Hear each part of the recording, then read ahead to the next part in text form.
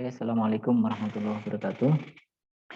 Ketemu lagi ya di mata kuliah Manajemen UMKM dan Koperasi. Kita akan lanjutkan pembahasan kita masih seputar koperasi.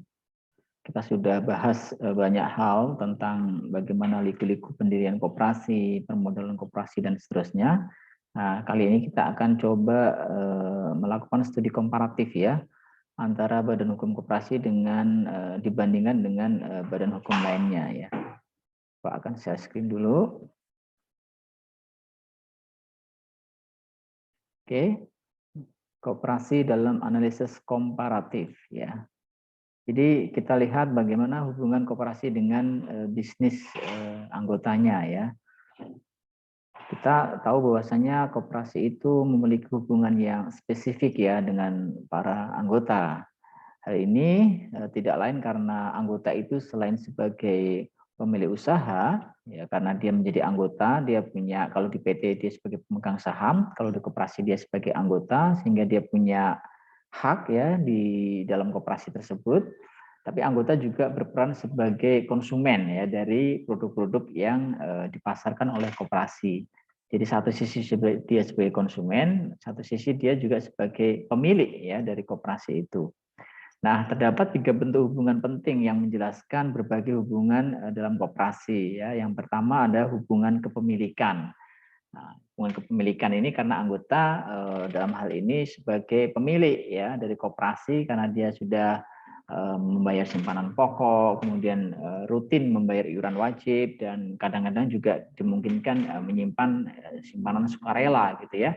Dan karena hubungan kepemilikan ini, maka anggota nanti berhak ya atas SHU atau sisa hasil usaha di akhir periode, yang biasanya SHU ini diputuskan dalam rapat anggota tahunan yang diadakan secara rutin setahun sekali, dihadiri oleh para anggota ya. Jadi hubungan yang pertama adalah hubungan kepemilikan.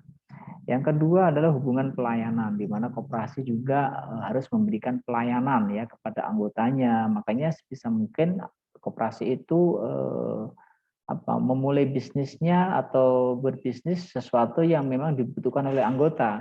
Karena anggota itu satu sisi adalah captive market, walaupun tentu saja koperasi tidak boleh hanya terpaku pada anggotanya saja, karena tentu pasarnya sangat terbatas. Tapi anggota ini menjadi satu captive market yang perlu juga digarap gitu ya.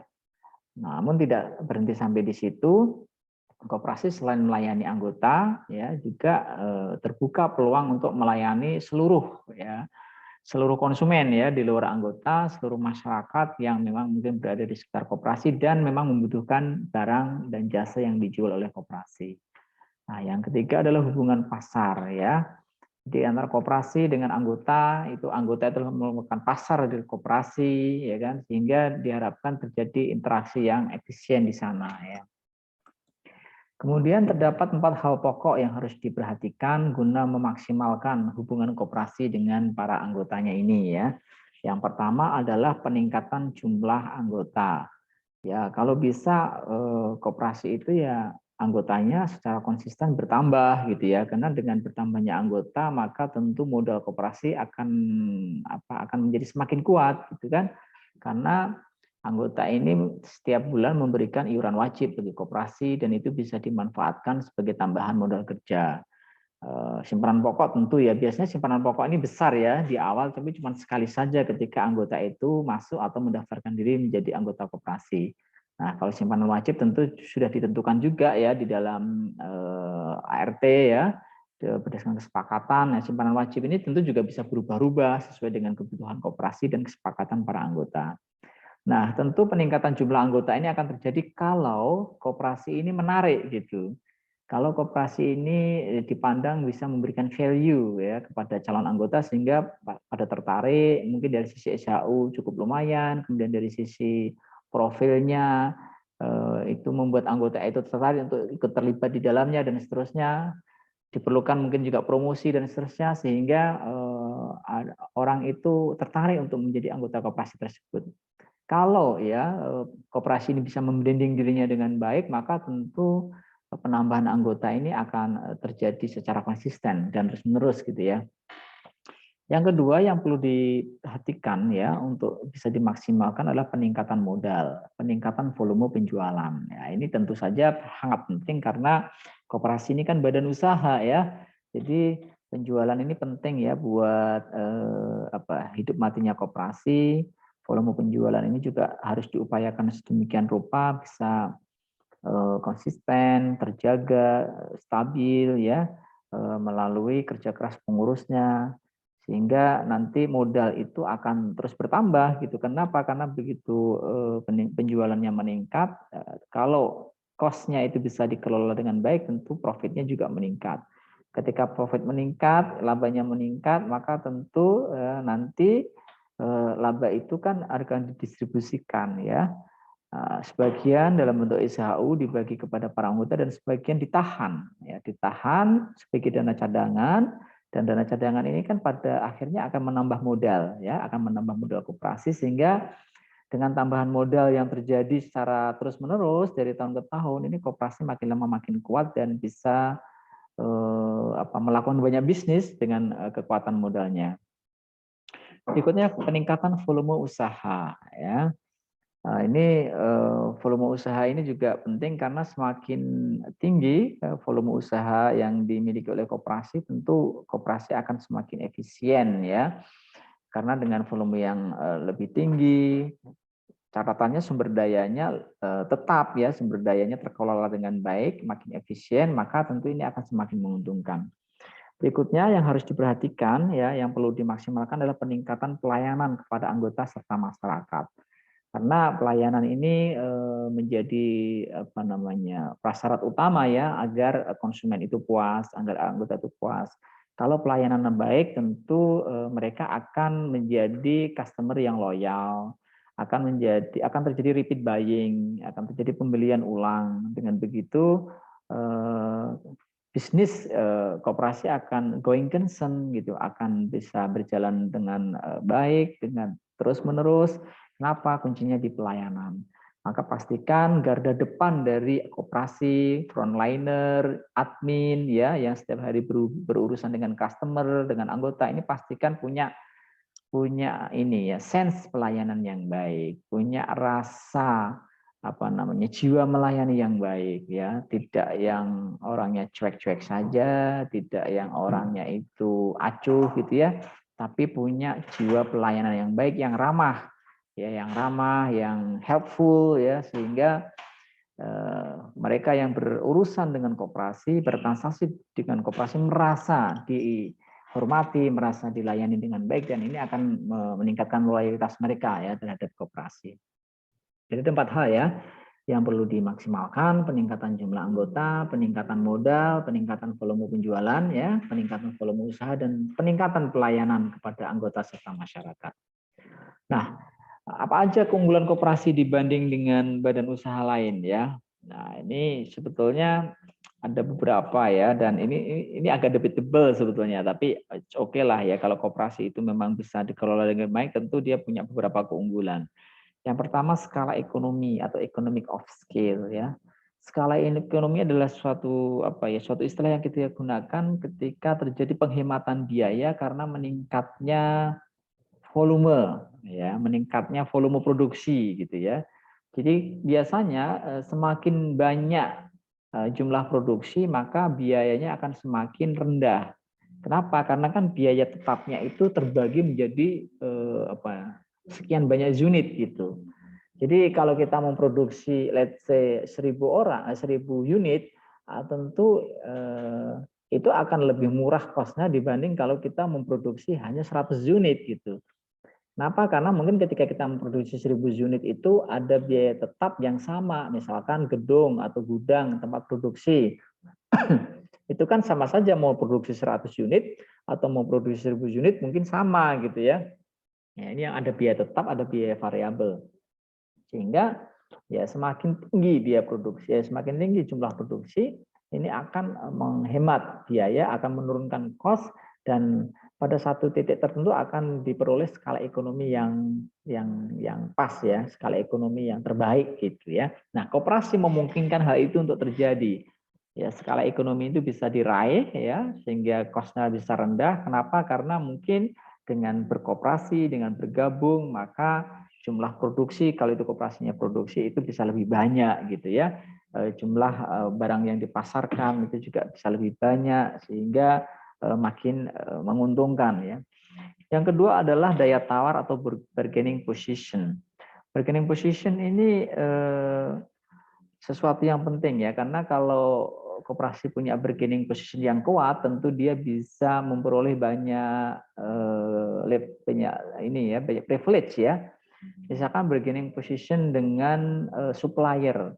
Ketika anggota per anggota ini beli ke supplier, maka belinya mungkin sedikit-sedikit sehingga dapat harganya juga harga yang mungkin harga umum, harga pasaran. Tapi begitu mereka bergabung dalam koperasi dan kemudian menggabungkan PO-nya, menggabungkan kebutuhannya akan bahan baku misalnya, sehingga bisa PO dalam jumlah yang besar.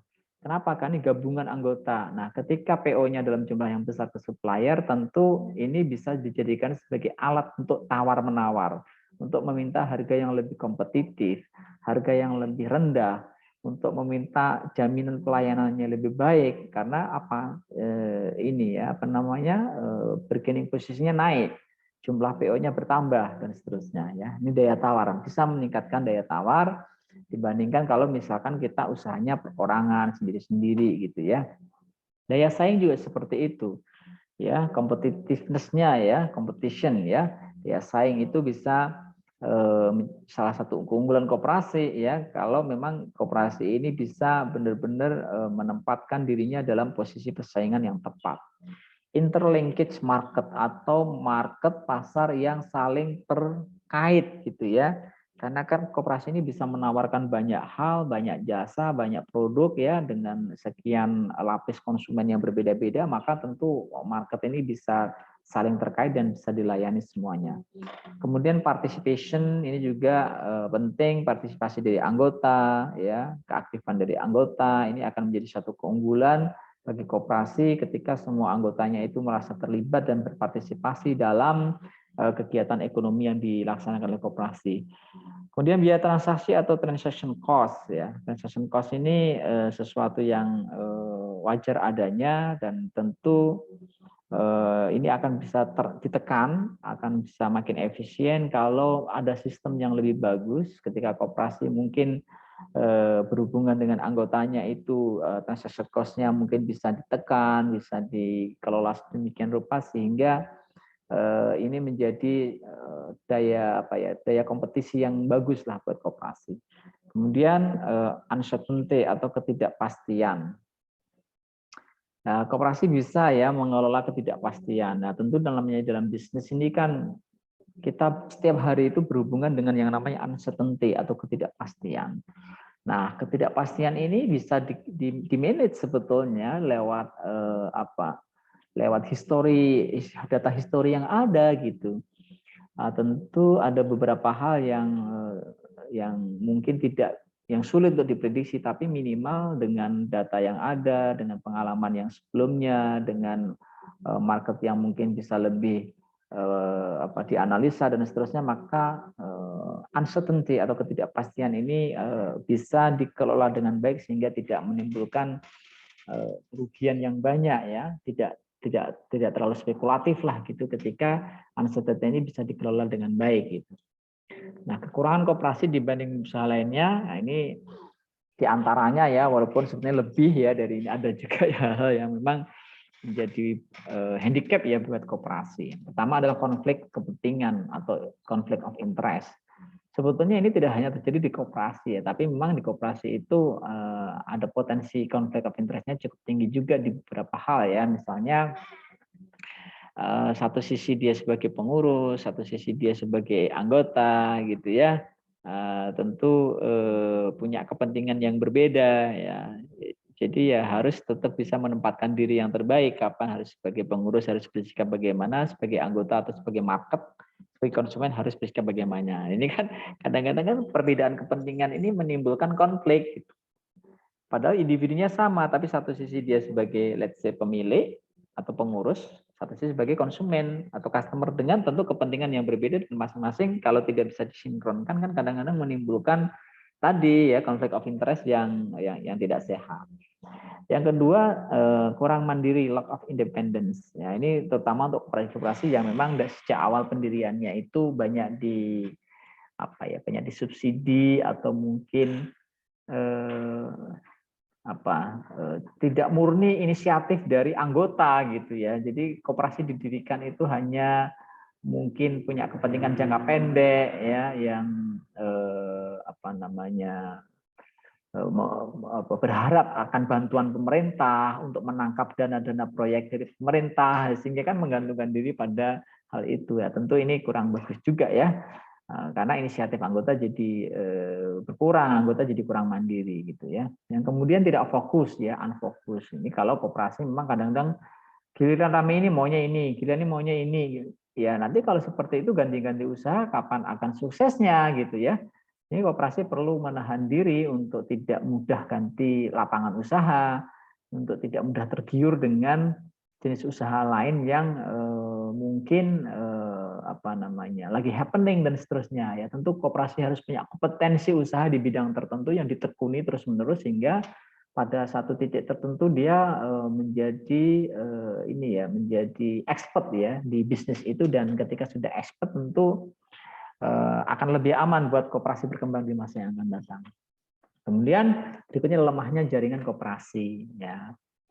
Ya kadang-kadang memang ini ya, ini tergantung pengurus ya. Kalau pengurusnya itu punya network yang luas, ini tentu koperasinya akan terbawa kan gitu. Karena dengan link yang luas dari pengurus ini, maka koperasi ini minimal akan mendapatkan benefit terhadap akses informasi, akses jaringan pasar dan seterusnya.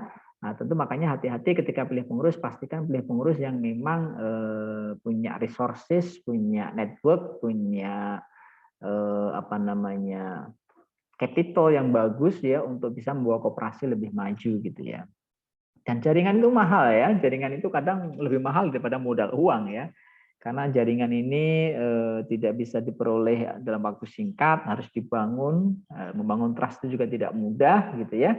Tapi begitu jaringan terbentuk, tentu ini akan lebih memudahkan koperasi ya untuk bisa berkembang ke depannya.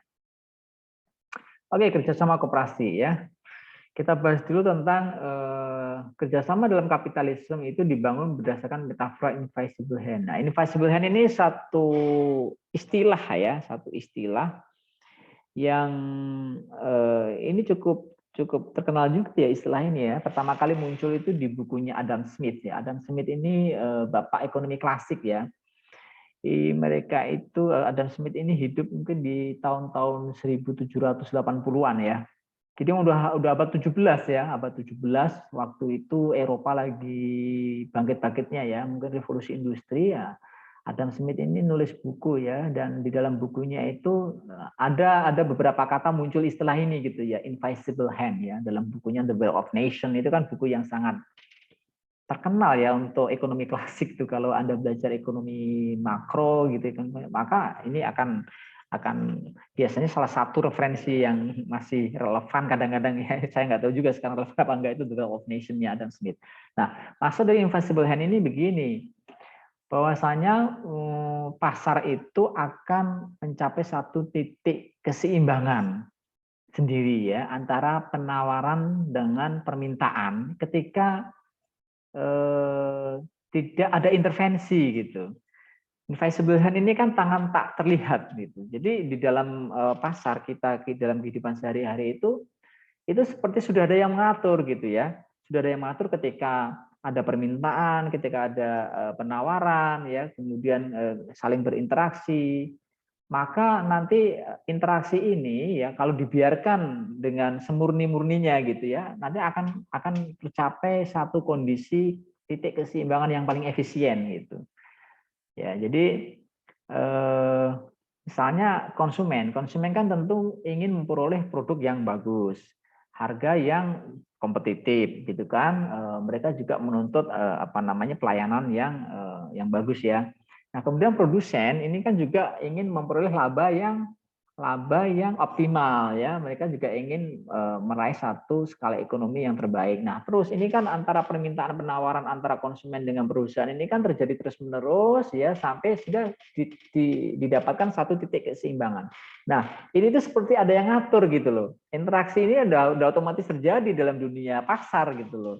Sehingga pasar itu ya sebaiknya tidak diintervensi gitu. Karena nanti dengan tidak diintervensi dari interaksi antara penawaran dan permintaan itu nanti ada invisible yang ngatur sehingga akan tercipta satu titik keseimbangan yang paling bagus gitu. Yang sama-sama menguntungkan gitu, baik menguntungkan baik konsumen juga menguntungkan buat perusahaan. Tentu ini debatable ya. Teori ini juga banyak yang mengkritisi gitu, silahkan Anda searching di internet ya, banyak dia diskusi tentang ini. Tapi konsep invisible ini cukup menarik ya, dan ini menjadi satu catatan tersendirilah ya dalam dunia pasar gitu ya. Dan diskusi tentang itu nggak bisa habis sebetulnya ya. Jadi ya Bapak ini aja ya sampaikan konsep umumnya seperti itu ya. Jadi seakan-akan memang ada tangan tak kentara ya, tak terlihat invisible yang mengatur perekonomian ini, yang kemudian mempertemukan antara penawaran dengan permintaan sehingga nanti ketemu titik keseimbangan yang terbaik gitu ya. Sehingga jangan terlalu banyak intervensi lah di market di dunia gitu, karena kalau sudah diintervensi lewat monopoli, kemudian lewat kebijakan-kebijakan tertentu, nah, tentu ini akan mengurangi keefisien dari market gitu ya, sehingga market tidak akan bisa menemukan lagi titik keseimbangan terbaiknya ketika banyak intervensi gitu. Nah, tentu jangan ditanyakan efektivitasnya ya, itu sangat debatable lah itu.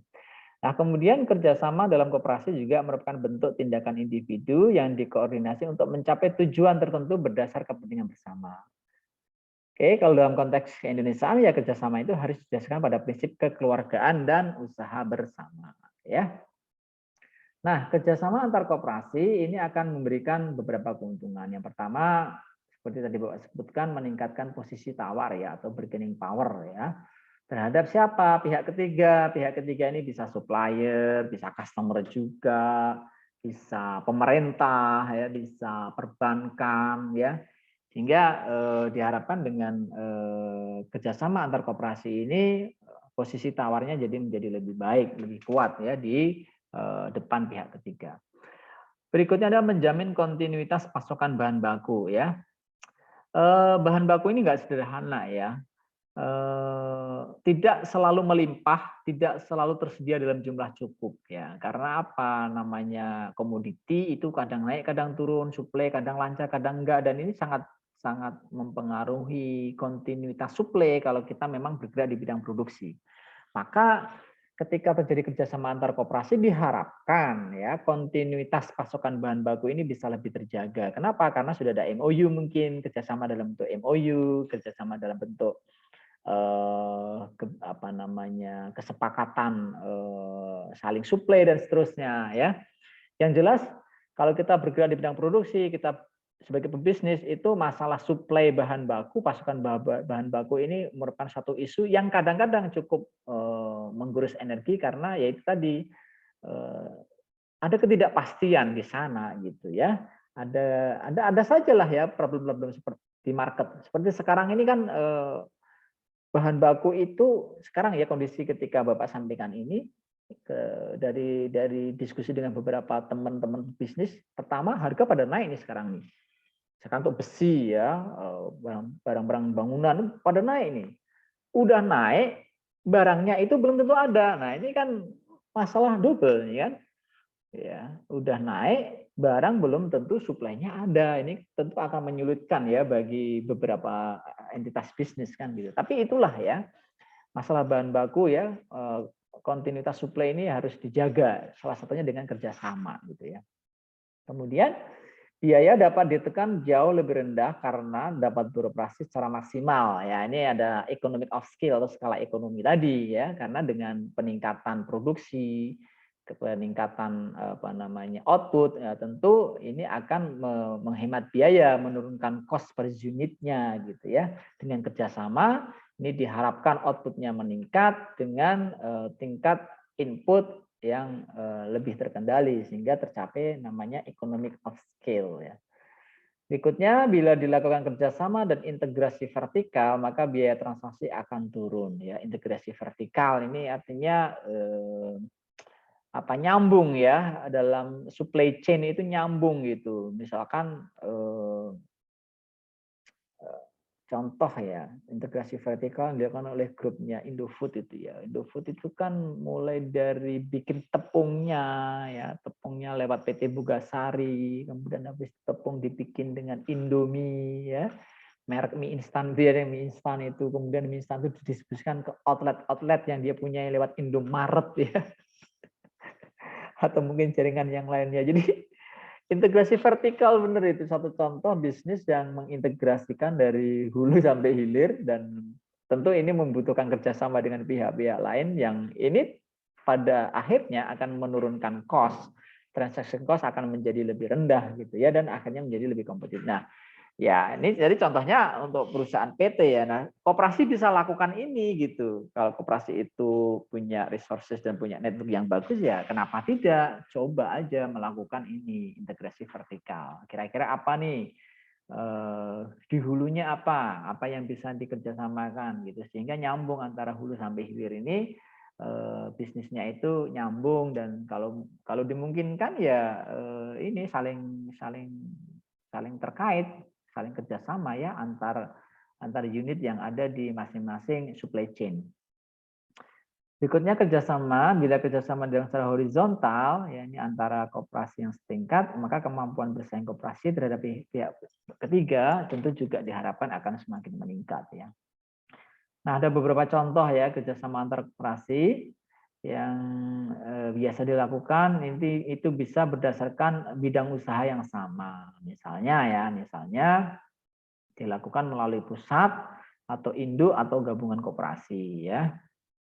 Contohnya nih ada induk koperasi unit desa Inkut, ada gabungan koperasi susu Indonesia, ada induk koperasi angkutan darat, ada gabungan koperasi batik Indonesia ya. GKBI ya, itu mereka itu kan ini ya jaringan ya, mereka ada ini kan koperasi-koperasi sekunder yang punya anggota yang terdiri dari koperasi-koperasi primer dan tentu memungkinkan sekali antara anggota koperasi ini bisa saling bekerja sama ya dalam satu induk itu ya, satu gabungan itu.